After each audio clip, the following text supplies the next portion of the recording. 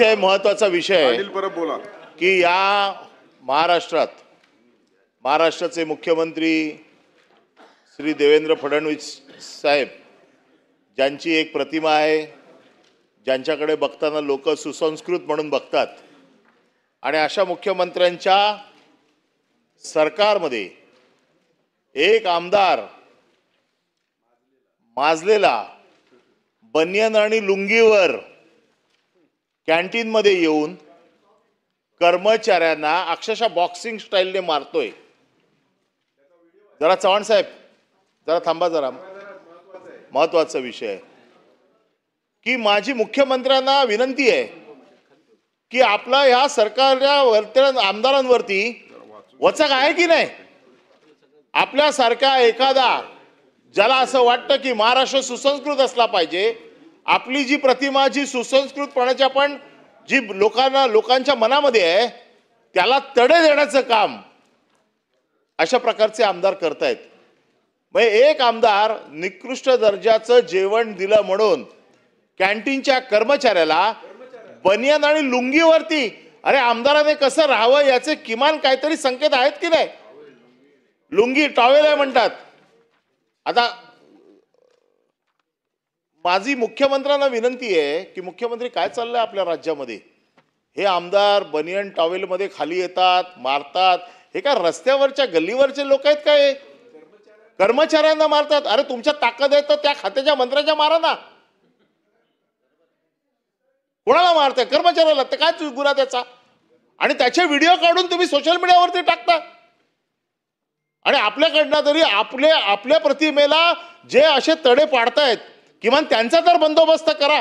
महाराष्ट्रातल्या गुन्हेगारांचा बिचारे आपले चांगले आपले राज्यमंत्री गृहमंत्री माहिती देतात कुठे बसतात, त्याच्यात तुम्ही शिक्कामोर्तब करा. अरे तुमचं लक्ष यांच्याकडे असलं पाहिजे, त्यांच्याकडे नाही.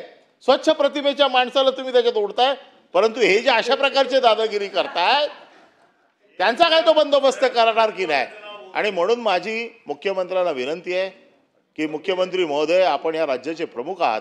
आपल्याकडे ज्या नजरेने जनता बघते आणि आपल्या राज्यामध्ये आपल्या सरकारच्या एक पाठिंबा देणारा अशा लोकांचा पाठिंबा तुम्ही घेणार का? आणि अशा लोकांच्या पाठिंब्यावरती मुख्यमंत्रीपदी बसणं आपल्याला आवडेल का? आणि म्हणून अशा आमदारांचा आपण बंदोबस्त करावा. मला असं वाटतं की निलंबित करता येत असेल तर निलंबित करावं. कारण गेस्ट हाऊस हे आपल्या विधिमंडळाच्या कार्यकक्षेत येतं. आणि मी जर समजा इथे मारलं असतं आतमध्ये कोणाला कर्मचाऱ्याला, तर आपण मला निलंबित करू शकले असते. आपल्याला तो अधिकार आहे.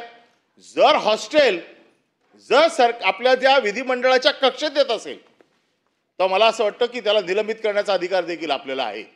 तर माझी आपल्याला विनंती आहे की त्याला निलंबित करा, बडतर्फ करा, काय करायचं ते करा, पण आपण हे खपवून घेणार नाही, हे तरी किमान आता महाराष्ट्राच्या जनतेला कळू देत.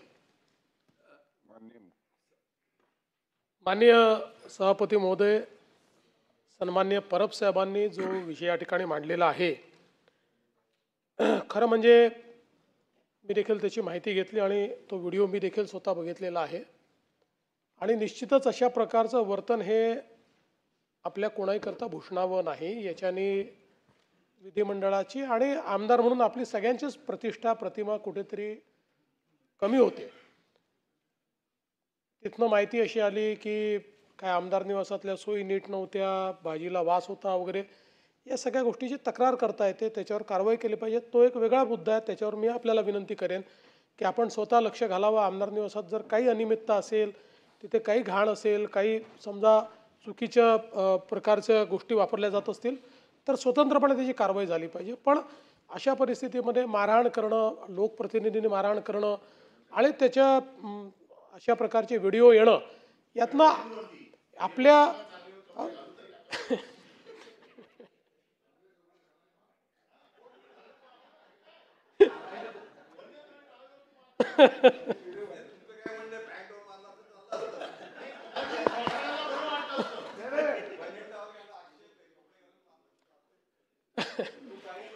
नाही, परब साहेबांचं जरी मत असलं की टावेलवर का मारलं तरी टावेलवर मारलं किंवा कशावरही मारलं तरी ते चुकीचंच आहे, ते योग्य नाही आहे.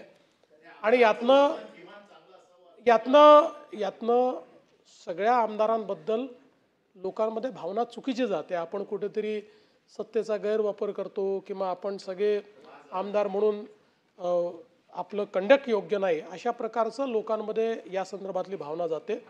आणि म्हणून निश्चितपणे मला असं वाटतं की अतिशय गंभीर बाब आहे. आपण आणि माननीय अध्यक्ष या दोघांनी याचा कॉग्निझन्स घ्यावा आणि या संदर्भात काय पुढील कारवाई करायची ते आपण करावी. 289 नियम 289 आज प्राप्त झालेल्या 2 सूचना आहेत. दोन्ही सूचना मी माझ्या दालनामध्ये अमान्य करीत आहे. त्यानंतरची घोषणा आज बुधवार दिनांक 9 जुलै 2025 रोजी मान्य केलेल्या महाराष्ट्र विधान परिषद नियम 93 अन्वये सूचना सभागृहाच्या पटलावर ठेवल्याचे मी घोषित करीत आहे. मंगळवार दिनांक 8 जुलै 2025 रोजी मान्य केलेल्या महाराष्ट्र विधान परिषद नियम 93 अन्वये सूचना सभागृहाच्या पटलावर ठेवल्याचे मी घोषित करीत आहे. नियम 93 अन्वये सचिन अहिर उपस्थित नाहीयेत. मृत व्यक्तीच्या नातेवाईकांना आर्थिक मदत व मुठा नदीवरील तात्काळ पुलाकरिता निधीची तरतूद करण्याबाबत या संदर्भात शासनाने निवेदन करावे. लेईंग ते नंतर घेतो.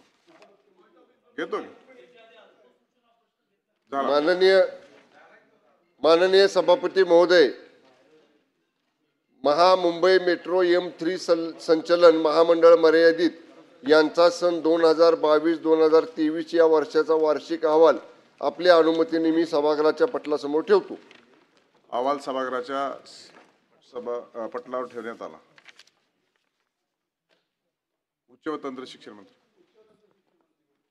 महोदय, मी आपल्या अनुमतीने महाराष्ट्र विद्यापीठ अधिनियम 2016 मधील कलम 136(1)(2) अन्वये शिवाजी विद्यापीठ कोल्हापूर यांचा सन 2023-24 या वर्षाचा 61वा वार्षिक अहवाल, पुण्यश्लोक अहिल्यादेवी होळकर सोलापूर विद्यापीठ सोलापूर यांचा सन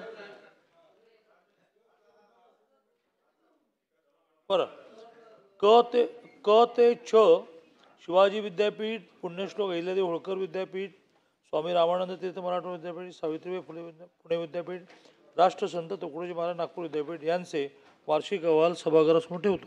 अहवाल सभागृहासमोर ठेवण्यात आला. उद्योग मंत्री महोदय, मी आपल्या अनुमतीने महाराष्ट्र राज्य खादी व ग्रामोद्योग अधिनियम 1960 मधील नियम 25 मधील पोटकलम 4(अ) मधील तरतुदीनुसार महाराष्ट्र राज्य खादी व ग्रामोद्योग मंडळाचे सन 2020-21 या आर्थिक वर्षाचे लेख्यावरील लेखापरीक्षित अहवाल सभागृहासमोर ठेवतो.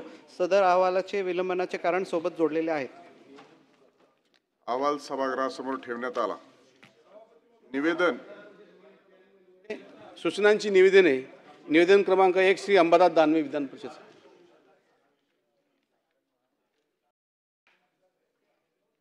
सभापती महोदय,